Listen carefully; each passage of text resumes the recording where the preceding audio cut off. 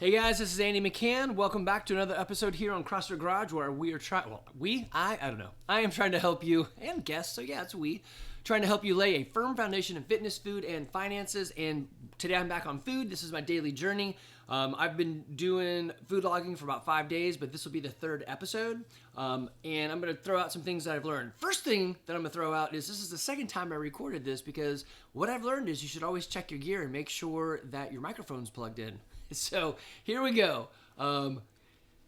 Still using my net diary. Where is my mouse? There it is. And what I have learned. So today is, let me get to today. Today I just added the breakfast. So cool thing on the breakfast is, or any of the meals, if you're on the app, you could just slide. If you had the exact same breakfast, it'll say slide right if you ate yesterday's today or whatever. And so it makes it really easy. You could also create recipes, which is like I made a new one, a meaty beefy stew, so it's even more meat. So I looked, so this is the value of tracking. I took what I was eating, not food, yeah, food, that's it. And let's go back a couple days to beef chili homemade. So I added somebody else's beef chili, and no, that was mine. No, that was theirs.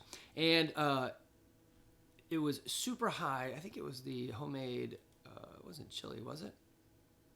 Well, anyway, when you use somebody else's recipe, then you're just getting whatever they put in there, so you got to be careful. So I went back and created my own beef stew. That was it. It was the beef stew.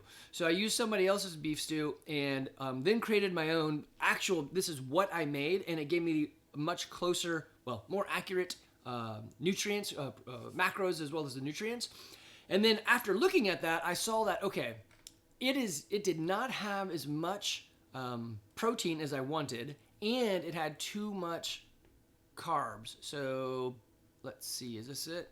Yeah, so here's the first one I did. So I saw that the garlic and the red onion and the carrots had a lot of carbs, more than I wanted. So I took out the carrots. Also, it has some sugars. And I didn't add the garlic. I meant to, but I just didn't. But it was supposed to be just the carrots I took out. And I added more beef. So I took this, well, if you're on YouTube, you can see it. If you're on a podcast, just use your mind. It's got my lunch laid out, and it's got the macro count, so carbs, proteins, and fat, as well as some of the nutrients. I really would like to track carbs, protein, and sugars, so I've got those listed out. This beef stew is 9 sugar, 23 carb, 33 protein, and 17 fat.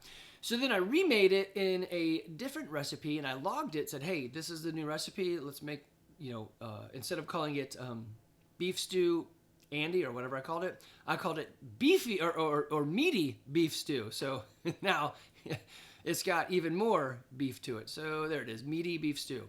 So now the carbs have dropped to 13. The protein per servings is up to 68 because I put way more meat in there. And the fat is about the same. The sugars dropped from, 7 or 8 down to 4, which is great for me. So this is not added sugar. This is just sugar that things have in them naturally. This is what you should be doing with the data. Now, here's another thing I did with the data piece. Let's go to today.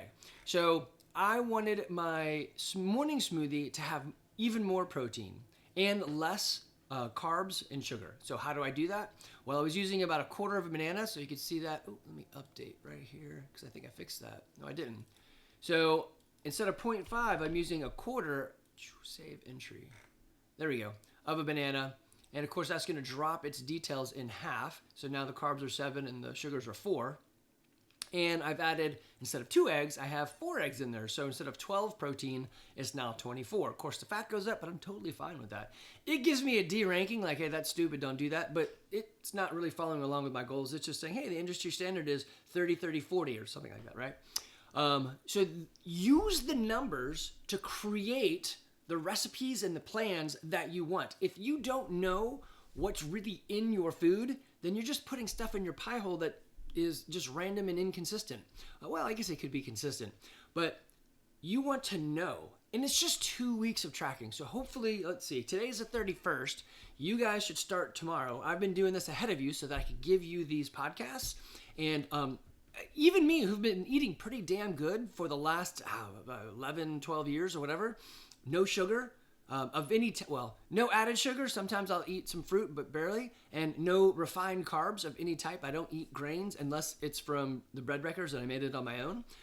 So even I am learning stuff about my meals.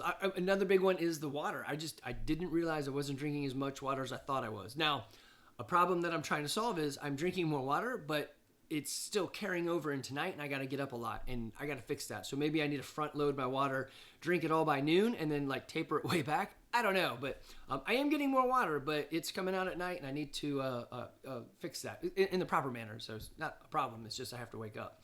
So log your food, learn something, take the journey, use the tool in the features that it have. I would say first, if you say, Andy, can you help me? The answer is to be yes.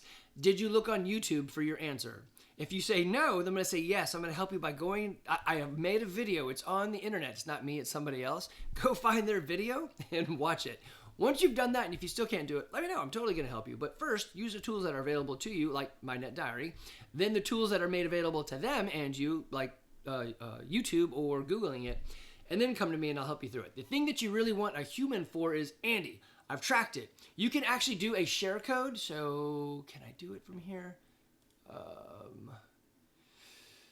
No, on the phone I saw it. There was a share code. I can send a link and share what I've eaten with somebody else.